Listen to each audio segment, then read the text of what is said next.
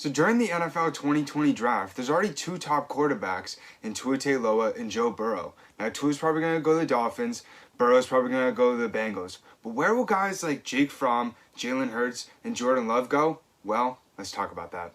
Hold up, wait until the whole team show up, yeah. I'm in Neverland, can't cry. Hey, how's it going, guys? So today I just wanted to take a deep dive into the 2020 NFL draft quarterback prospects. So on any NFL team, the most important position is the quarterback. So that's why in any NFL draft, the biggest question is where will these quarterbacks be going? Now, most of the time, the number one pick is a quarterback. Now, we've seen it with guys like Baker Mayfield this past year, and probably this next year is going to be Joe Burrow. Now, most of the time, it is a huge question on where the quarterbacks following are going to go. Like we saw back in 2017, Josh Rosen go all the way back to pick 10 to the Cardinals when he was looked up as a top 5 pick in that given year. And so it'll be really interesting to see what will happen with guys like Jordan Love, Jalen Hurts, and Jake Fromm in this 2020 draft and where they'll go in the draft order. So most of the time with these lower level draft prospects, mostly quarterbacks, they're looked at as potential backups or guys who would be looked at as successors. So that's how I'm kind of looking at all these different prospects. Now, when you start with a guy like Jordan Love, had a huge year in 2018 when he was named the MVP of the New Mexico Bowl. And he was really able to set the whole entire college football league on fire. But it was really very obvious in 2019 how bad his stats dropped. When he was sort of Jameis Winston-esque, those stats aren't any 30 for 30, but at the same time, it's not like those stats are really going to light a scout's eyes up or anything. And that is one of the biggest reasons why Jordan Love's draft stock has really dipped in these last few months. And we could quite honestly see him drop all the way down to the second round. But quite honestly, since he is looked at as the top 3 draft prospect, I could quite honestly see him being drafted by a team like the Colts or even a team like the Steelers. So when we look at both of those teams, both of them sort of need a future franchise quarterback or a successor after their current quarterback. And when we look at the Colts, they just signed Phillip Rivers, and they're sort of in a limbo with not really knowing which direction they really want to go at quarterback, at least for the future, since they still have Jacoby Brissett in that backup position.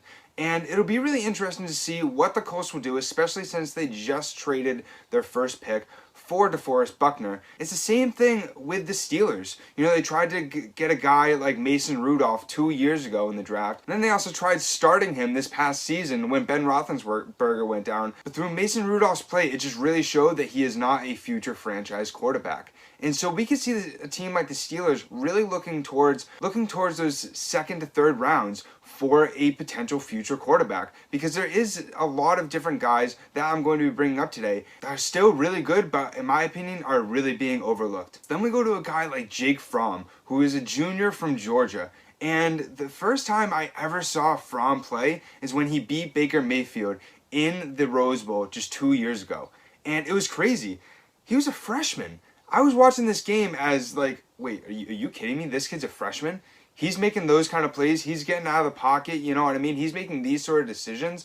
We could see him as a future first round, maybe number 1 pick. But we really saw after his sophomore year and junior year, he really wasn't looked at as a very high draft prospect, especially going into this past year. Especially after his very disappointing junior season, it'll be interesting to see where Jake Fromm really lands in this draft. But we were able to see during his sophomore season that he was able to throw 30 touchdowns and be able to have 9 yards per attempt. And so it'll be interesting to see if with whatever team picks him is able to really be able to give him a year or two to develop and really become that franchise quarterback that he has been looked at throughout his college career. Fromm really needs to work on his deep accuracy, but he has a lot of really good football intelligence and decision making. And so it'll be interesting to see how both of those things will really either hurt his draft stock or help it. And so I could really see him being a second to third round pick and go to a team like the Saints or the Patriots.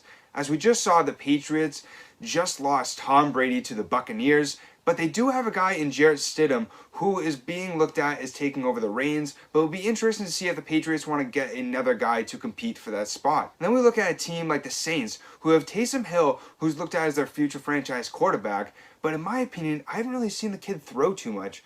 I've mostly just seen him run. So it'll be interesting to see if they pick up a guy like Jake Fromm, who they'll be able to develop into these next 2 years, and Breeze will be able to work with over these next few years to really get him to be ready to become a future franchise quarterback. And then when you look at a guy like Jalen Hurts, who his first 2 seasons was looked as a star, especially when he led the Alabama Crimson Tide to 2 straight championships. Now, obviously, they have one of the best defenses in the entire college football, but Hurts was on the offensive side really leading the charge. So we saw during his sophomore year, he was taken over by Tua Tagovailoa in the championship game, and that prompted him to transfer to Oklahoma during this past season. And he set the entire college football on fire. Hurts was never looked at as a good passer, but when you're able to go out there, throw 3,634 yards with 32 touchdowns and only 7 interceptions, all right, you have really become and developed into a pretty good passer. So in my opinion, he's been really getting the Lamar Jackson treatment throughout this draft process.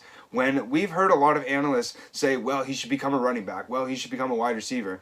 No, we saw he's able to be a productive starting quarterback, so might as well see if, as a backup, he's able to develop into that consistent franchise quarterback that a lot of people are really hoping him to be. He really needs to work on his accuracy, but like Lamar Jackson, we could really see his drive and passion really help him be able to become very successful in this league. And so we could see teams like the Jaguars or even a team like the Lions pick up a guy like Jalen Hurts as a guy who potentially would be able to be a great backup for them if somebody gets injured, or a future successor for a guy like Gardner Minshew or Matthew Stafford. So let me know in the comment section below, where do you guys think all these different quarterbacks will go in this draft? It'll be really interesting to see what will happen over this next month, especially how this draft will really shake up the entire landscape of the NFL, especially after this wicked exciting NFL offseason. So I hope you guys really enjoyed this video. Please give me a big thumbs up. So especially with no sports, I've been trying my best to think of a lot of different interesting topics that would really interest you guys, and I have been doing my best to post as much as possible. So please, if you would, go down and subscribe. I'm going to do my best to post as much as I can on this channel and give you guys a lot of informative and analytical videos. Everybody stay as safe and healthy as possible during all this craziness with the corona pandemic. I hope you guys have a great rest of your week. See ya. The band, that's big views. Boarded the plane, won't be back to May. Now I can't camp it with you.